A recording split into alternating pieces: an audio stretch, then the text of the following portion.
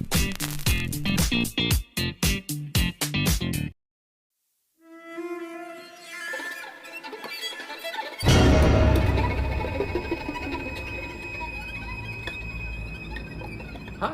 it's Neil.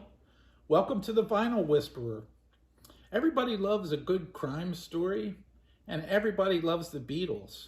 Today we have a topic that's going to combine both of those elements, nicely framed by a vinyl background. I'm talking about something that happened in 1972, where a completely unauthorized 4-record set was released, collecting the Beatles' best songs as well as some of the Beatles' solo songs in a set. And it was completely unauthorized and rocked the kingdom of Beatlemania, especially Beatles attorney Alan Klein, who happened to hear that this set was being promoted on radio and TV in the US for $13.95. Of course, that's 1972 pricing. Needless to say, there was a cease and desist order that quickly followed, and Audiotape Inc. was shut down, but not rapidly. And so there were a lot of these sets issued. Actually, there were 3 that came out, although they were pretty goofily labeled. It was hard to tell sometimes which was version 1, which was version 2, and which was version 3. And they all had a different assortment of songs, about 60 in each. Some were duplicative and some were brand new on the different versions. We're going to take a deep dive into all of that and give you some background about what that bootleg actually caused. It caused the production and release of the Beatles' best-selling albums. I'm talking about the red and blue compilations that we all know and love, and that have actually sold more than 50 million units across the lifespan of that album. So, how on earth do you put out an album like Alpha Omega without any involvement from the Beatles or the Beatles record company? Well, one key ingredient would be, if you'll excuse the rude saying, you have to have a pair of brass balls to put something out like that and not expect it to create shock waves. I know once or twice I've thought about how great it would be if I could put out a Taylor Swift greatest hits album from my house, but I also thought about how many decades in jail that would involve. So whoever did this definitely had a big pair. Number 2, there had to be a way to figure out a way to get the recordings on the pressing. And of course, they had no access to the master tapes or any of the official recordings. So they did what was called a needle drop, which is just as it sounds. They took and gathered all of their Beatles albums that they wanted to work with. They found a really good analog system, a good turntable, and they put the records on the turntable and had a way to transmit what was being played on the turntable to a tape. And then they took those tapes to a pressing plant. So that part of the mechanics is interesting, and it certainly did not involve any master tapes. And then the last ingredient that was really kind of clever on their part for getting this out and being able to sell some before they got shut down was to make this a mail order only purchase.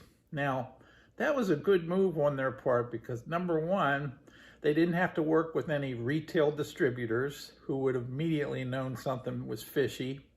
And number 2, they were communicating directly with the customers. It was, there was a direct line from someone who wanted to buy it to the people that put this idea together. And that's how they pulled it off. Amazing. Let's take a look at the actual records that came in this set. So I'll bring, just bring one of them out here. As you can see, the label is kind of a bootleggy type label. Not real professional, but the pressing is actually nice and clean and pretty good and pretty high quality. If I had to give you an honest assessment, of how this sounds on your system, I would say it's a 7.5, which is not bad for a needle drop. It's certainly something that audiophiles will avoid and turn their nose up at, but it's not that bad sound-wise. And the other thing, when we look at the pressing, it actually is a nice clean pressing with very little surface noise whatsoever. It plays pretty clean, and I'd have to give that an 8. Let's take a walk through the 3 editions that came out and what they are like and how they might differ from each other. First of all, the very first edition was a great collection of Beatles songs and also songs from some of the Beatles solo albums as well. For example, Uncle Albert from Paul McCartney's Ram album was one of the included cuts. Bangladesh by George Harrison was included, along with a lot of really solid Beatles favorites. The second edition that came out was a completely different listing of tunes, and also the same formula.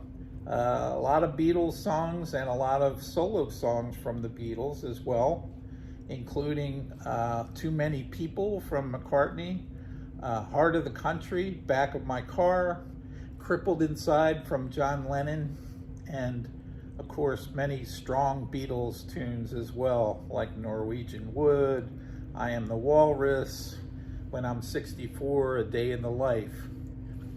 The third edition that came out, or as it's called among collectors, the Pink Edition, was produced very late in Alpha Omega's run, right before Apple shut everything down. It was produced and shipped in lower numbers and is considerably more scarce than the first 2 that I talked about. Also, it's unique and different track selection versus the other versions, with that distinctive bright pink cover being something attractive to collectors. And some of the cuts on this edition that are not in the other 2 would include Because, Wah Wah by George Harrison, While My Guitar Gently Weeps, You're Gonna Lose That Girl, and It Don't Come Easy by Ringo. For the sake of completeness, I should also mention that there was one other edition of Alpha Omega that came out, and that was a version with a black and white or grayscale cover that basically contained all the same stuff that was in the real true first edition. And why there was an alternate cover, I'm not sure, but it's out there too. Now, maybe we should talk a little bit about how you can get your hands on one of these Alpha Omega sets if you're interested. Well, it was an unauthorized release, so you're going to have to scrape around. You're going to have to be creative. You're going to have to use your wits to find one. There's a little bit of help that has emerged in the fact that Discogs in the last few years has begun to list copies when they previously would not because of its unauthorized status. You can also see them turn up occasionally on eBay.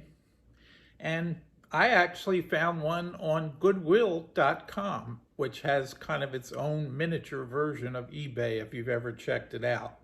So those are some ideas. Keep your eyes wide open, especially at flea markets, garage sales, etc. But it'll be a little bit of a challenge to get your hands on some of these great editions of Alpha and Omega. Okay, now I'd like to kind of transition into a little bit of talk about the blue and red albums that Alpha Omega spurred, which really are some of the biggest selling albums of the Beatles catalog, and they've been tremendously popular for many decades now.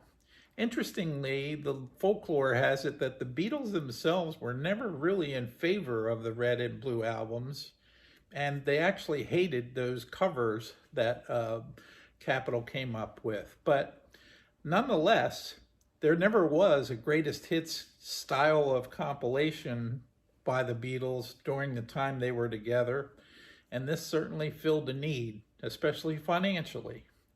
Now, the good news with that In 2023, there was actually an expanded edition of both that came out, and it was a huge seller. It included 7 new tracks not on the original edition. It included a 3rd record as opposed to it being a 2-record set.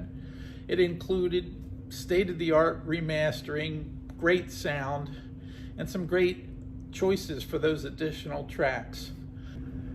For the Blue album, I have one major complaint. I'm very happy to own the expanded edition, especially with Now and Then included, that recently recreated song using scrap materials from way back when, and it's certainly a lovely song. But they didn't include Free as a Bird, which would have been a natural to include if you're going to put Now and Then on. And just my own personal opinion, Free as a Bird was really attractive because of the incredible guitar work that George Harrison displayed on that track. He truly deserved to be the Beatles' lead guitar. Anyway, that's a minor complaint. I'm glad to have the updated editions with the extra tracks, and you might be able to get your hands on it too. And that leads me to kind of wrap things up with one other comment from a vinyl whisperer perspective about the Beatles and also Led Zeppelin, and that is, despite the laws of several hundred years that supply and demand take control of pricing for goods and services, that law has never applied to the Beatles or Led Zeppelin. There are gazillions of copies of the Beatles albums out there, and the same for Led Zeppelin, and you never see them on sale. And you never get a bargain price on either one of those. They always somehow maintain a price that doesn't jibe with the supply and demand equation. But that's another topic for another time. I'm real glad you joined us, and I hope to see you again in our channel.